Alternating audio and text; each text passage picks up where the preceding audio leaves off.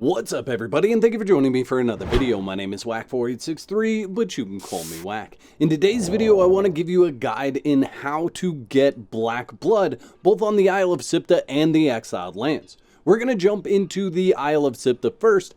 So why do you need Black Blood? Well, in order to unlock all the sorcery that's available, you need 100 Black Blood. It's also used in some recipes for arrows, like the acid arrow, the fire spark arrow, and the smoke arrow. For both of these, I do suggest going and buying the Black Blood pick for harvesting the Black Blood. During the Age of Sorcery Chapter 2, there is a merchant just outside Bastard Stand that sells the Black Blood pick for 15 obelisks. So if this is here for you, I definitely recommend spending that 15 obelisks to buy the Black Blood pick.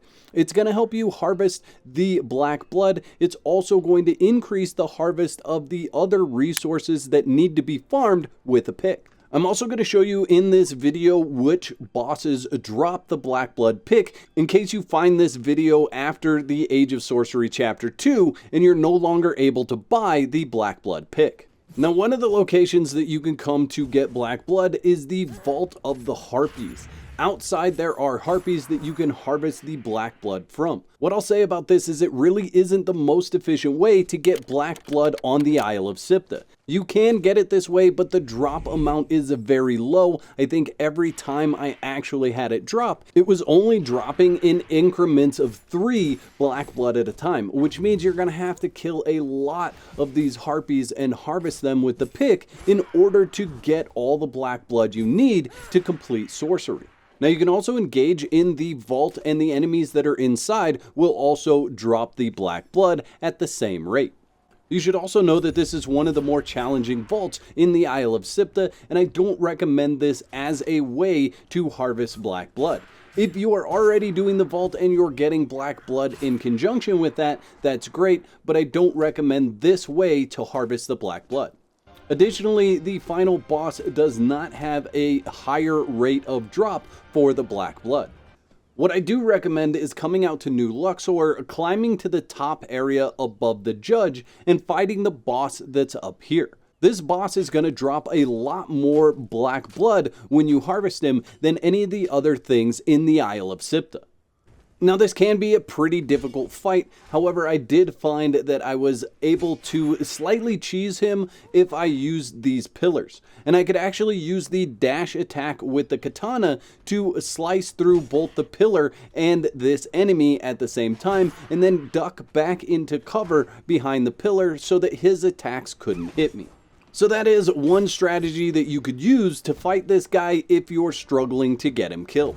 Another note about being up here is there are holes all over the place on this top platform, and you want to make sure that you know where those are so that you don't roll through those and end up dying from fall damage. Lastly, if you weren't able to buy the Black Blood pick, this is the boss that you'll need to defeat in order to possibly have that drop in his inventory. He does have a chance to drop all the Black Blood tools. Jumping over to the Exiled Lands, first let's look at where we can find the Black Blood pick. So if you come out to the Black Galleon area, right out here you're going to find the merchant that's going to sell you the Black Blood pick, and you can pick this pick up for 15 obelisks. So the 3 locations that we're going to come to in the Exiled Lands are going to be Benyakin Seal, the Scraps, and then Lockstone Cave.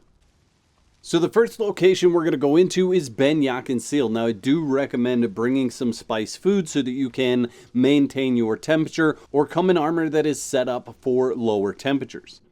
Now, I am in God mode, I am cloaked. This is a decent fight coming in here, so I do recommend bringing a thrall. But this is the guy that you want to kill right here. And once you kill him, he does have the chance to drop the Black Blood tools. You can see we got 2 Black Blood sickles there. So if you're not able to buy those Black Blood items, go ahead and come up here and kill this guy in order to get those tools. But once he's dead, you're going to harvest him, and you see he drops quite a bit of Black Blood. We got 49 from his corpse. The second location we're going to run into is the Scraps, and there's a boss in here as well that we want to kill for the Black Blood. If we continue on over to the side here, you could see him walking around in the distance. This is the guy that you're going to want to kill, and he has the chance to drop some legendary items. But we're here for the black blood, so we're just going to harvest him for that. And you can see we got a total of 17 black blood off of him. The last location is Lockstone Cave here, and we're just going to run in and to the back area. You're going to find a type of arena in this area with a single boss that you want to fight. There are other enemies in this area that you will fight on your way through, and other enemies in the area of the boss fight. So I do recommend taking them out first. But this is the guy that you want to come to and kill, and when we kill him, he's actually going to drop the recipes for the specialist ammunition. That's how you're going to learn to craft the different arrows for the black blood. But if we harvest him up, you can see we got 16 and another 16 and another 17. So a single run through these 3 caves should give you enough black blood for all the sorcery content. The last place to get black blood is actually on the dismantle bench. So for your failed sorceress pages and your sorceress spell page, you will get 1 black blood. And I'll go ahead and put those in there, and you can see each one of those breaks down into a black blood.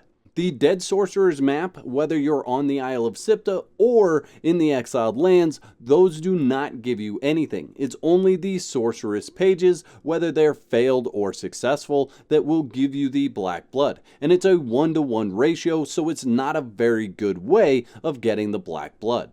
And there you go, now you know how to get black blood in the Exiled Lands and the Isle of Sipta. Let me know in the comment section, what resources are you looking for? I'd like to thank all my YouTube members for your continued support. Y'all are absolute legends. If you'd like to become a legend, there's a button that says join on this page. Click that for details. There's 2 videos on the screen. Click one of those to watch next, and I'll meet you over there.